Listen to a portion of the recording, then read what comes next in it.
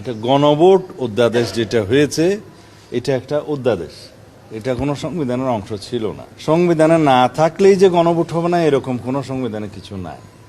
তো সুতরাং আইন প্রণয়ন হয়েছে অধ্যাদেশের আকারে একটা গণভোট অনুষ্ঠিত হওয়ার জন্য, তো সেটা করেছে। সেই অধ্যাদেশটার ব্যবহারও শেষ হয়েছে, এটার কেউ কোনো বিরোধিতা নেই। কিন্তু এই আইনটা আবার সংসদে ধারণ করে ভবিষ্যতের জন্য ব্যবহার করার কিছু নাই। এই গণভোট যেটা হয়ে গেছে সেটা কি তাহলে বৈধ বলবো আমরা? সেটা হচ্ছে আইনটাতে বলা আছে যে এই গণভোট হওয়ার পরে আইনটি অকার্যকর হবে, প্রত্যেকটা গণভোটে তাই হয়। কিন্তু প্রশ্নটা হচ্ছে যে পার্লামেন্টে যে রেকটিফাই করার যে বিষয়টি থাকে, সেই জায়গায় আপনারা রেকটিফাই করতে উত্থাপন হয়েছে, সে যেটা অধ্যাদেশ সেটা উত্থাপন হয়েছে। যে অধ্যাদেশগুলো যেমন সীমানা নির্ধারণের জন্য আছে, যেমন আরপিও আছে, এগুলোর ভবিষ্যৎ এফেক্ট আছে। তো সুতরাং ওগুলো ওভাবে আমরা রেটিফিকেশন করতে হবে। আবার সীমানা নির্ধারণ হবে আগামী 10 বছর অথবা আদমশুমারি যেটা আগে হয়। তো সুতরাং এগুলো আইনে পরিণত করতে হবে, রেটিফিকেশন করতে হবে। এইটা রেটিফিকেশনের কিছু করার নাই।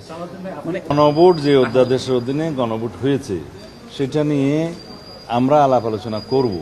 এখন সেটা বিল আকারে উত্থাপন হবে, তারপরে উত্থাপনের পরে একটা আলোচনা হবে, সেটা তো একটা বিষয়।